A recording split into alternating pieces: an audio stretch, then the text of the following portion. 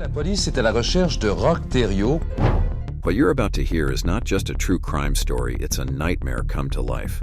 Imagine a cult so horrifying its members were subjected to unthinkable abuse, degradation, and cruelty.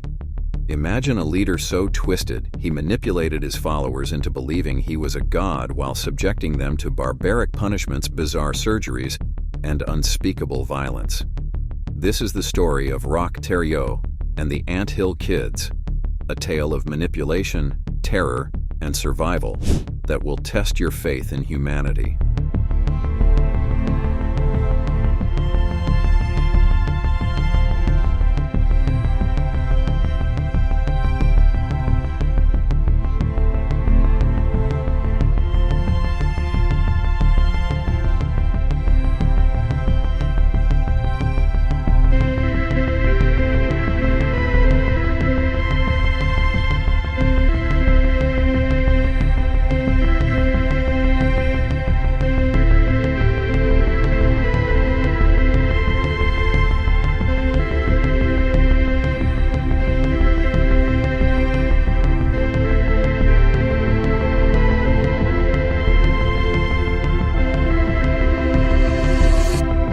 Born in 1947 in Quebec, Canada, UTERUS had an ordinary beginning.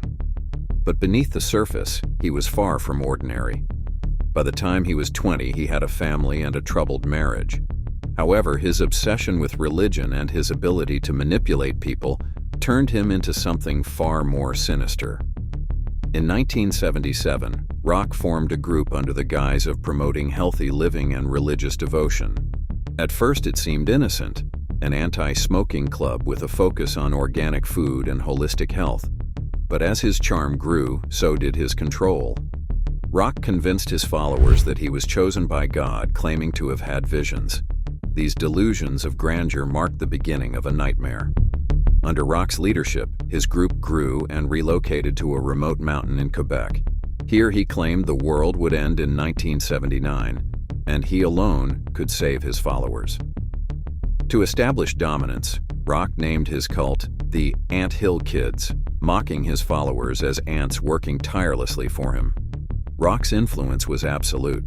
Women gave him their life savings, men surrendered their families, and no one dared question his authority. What started as a religious commune quickly turned into a house of horrors. UTERUS began enforcing twisted punishments, claiming it was God's will. Followers were forced to strip naked and endure beatings with belts, hammers, and sledgehammers. Women were humiliated and sexually exploited. UTERUS even manipulated them into competing for his attention. Children were subjected to unimaginable abuse, including being hung upside down, urinated on, and used as targets for stones. This was a masterclass in manipulation, said Dr. Sarah Newman, a psychologist who studied the case. UTERUS's charisma and control were so powerful that his followers believed they deserved the abuse.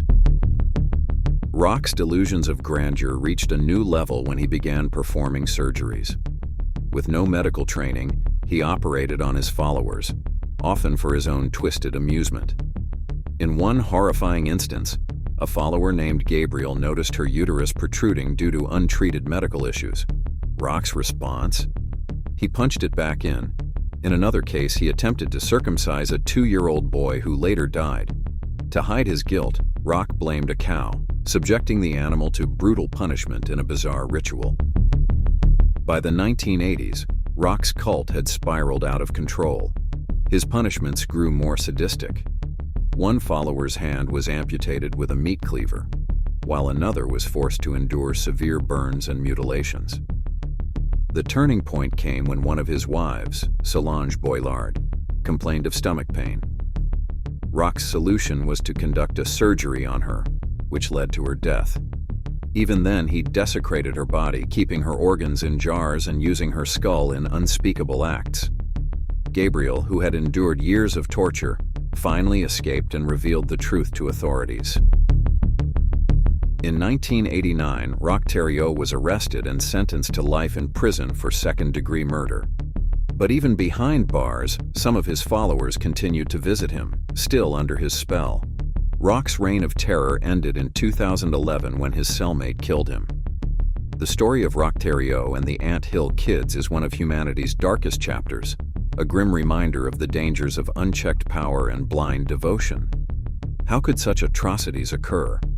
And why did so many people follow him, even in the face of unimaginable cruelty? If this story shocked you, remember, it's real.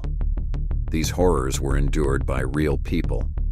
Let their pain remind us to be vigilant, to question authority, and to protect those who cannot protect themselves.